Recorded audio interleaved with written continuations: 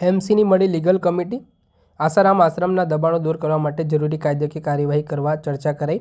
જરૂરી sports infrastructure ઊભા કરવા માટે દબાણ દૂર કરવામાં આવશે। 32 એકમો સરકારી જગ્યાઓ પર ઊભા કરવામાં આવ્યા છે। તમામને નોટિસો આપવામાં આવશે અને આ 32 એકમો દ્વારા ઇમ્પેક્ટની અરજી કરાઈ હતી અને અરજીઓ કોર્પોરેશન દ્વારા નામંજૂર કરવામાં આવી હતી। અરજીઓ નામંજૂર થતાં દબાણકર્તાઓ દ્વારા ગુડામાં અરજી કરવામાં આવી છે।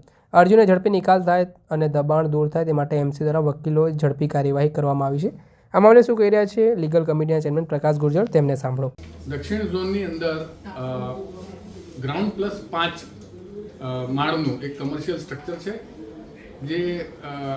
જેના અંતર્ગત એક એસસીએ કરવામાં આવી હતી નામદાર હાઈકોર્ટ સમક્ષ, જેની જે એપ્લિકેશન હતી એને નામદાર હાઈકોર્ટે ડિસ્પોઝ ઓફ કરી દીધી છે। એટલે કે હવે આ જે સ્ટ્રક્ચર છે એ ઇલીગલ સ્ટ્રક્ચરની બાબતમાં કોઈપણ પ્રકારની કાયદાકીય કાર્યવાહી કોઈપણ કોર્ટની અંદર પેન્ડિંગ ન હોવાથી આ પ્રકારના સ્ટ્રક્ચરને દૂર કરી શકાય, ઇલીગલ સ્ટ્રક્ચરને દૂર કરી શકાય એવો માર્ગ મોકળો થતાં આજે લીગલ કમિટીની અંદર સૂચના આપવામાં આવી છે કે હવે જ્યારે કોઈ તમામ એસસીએ ડિસ્પોઝ ઓફ થઈ ગઈ છે તો કાયદાકીય કાર્યવાહી આગળ વધારી પોલીસ બંદોબસ્ત સાથે આ પ્રકારના સ્ટ્રક્ચર્સને દૂર કરવા માટેની સૂચના આપવામાં આવી છે। શું સ્ટ્રક્ચર છે અને કઈ પર્ટિક્યુલર જગ્યા છે જે સરકારી હતી અથવા કોઈ પ્રાઇવેટ જગ્યા હતી?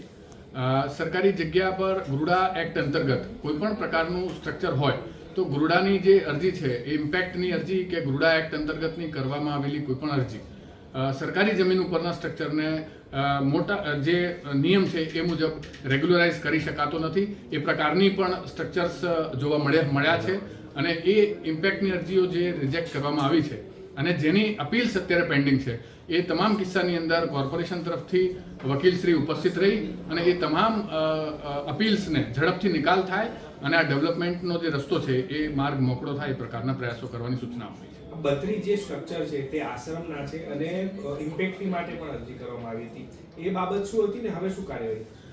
32 જેવા નોટિસીસ જે છે 262 મુજબની નોટિસીસ આપવામાં આવી હતી। એ આશ્રમની અંદર ઇલીગલ જે સ્ટ્રક્ચર્સ બની ગયા છે એ ઇલીગલ સ્ટ્રક્ચર્સને દૂર કરવા માટેનો જે કંઈ નોટિસીસ હતી અને એની જે ઇમ્પેક્ટની એપ્લિકેશન હતી એ એપ્લિકેશન રિજેક્ટ થઈ જતા એ અપીલ્સ અત્યારે ગુરડાની ખાતે પેન્ડિંગ છે અપીલેટ ઓથોરિટી સમક્ષ, જેમાં આપણા મ્યુનિસિપલ કોર્પોરેશન તરફથી લીગલ કમિટી દ્વારા વકીલશ્રીની નિમણૂક કરી અને એ અપીલ્સને ઝડપથી નિકાલ કરવા માટેનો પ્રયાસ કરવા માટેની સૂચના આપી છે। આ 32 જગ્યાઓ છે એ કઈ જગ્યા છે, શું કહેવાય છે અને કયો વિસ્તાર છે અને ત્યાં નવું શું બનવાનું છે? સ્પોર્ટ્સ સંકુલનો મેં આપને જણાવ્યું તેમ ફેઝ 2નું ત્યાં કામ થવાનું છે જે પ્રપોઝડ છે અને આ જે સ્ટ્રક્ચર્સ છે એ તમામ પશ્ચિમ ઝોનની અંદર આવેલા છે। આપણે સાંભળ્યા હતા લીગલ કમિટીના ચેરમેન પ્રકાશ ગુર્જર, તેમણે આ સમગ્ર મામલાને લઈને માહિતી આપી છે। દર્શક મિત્રો, આવા જ વિડીયો જોવા માટે અનકવરેજ ન્યૂઝ જોતા રહો।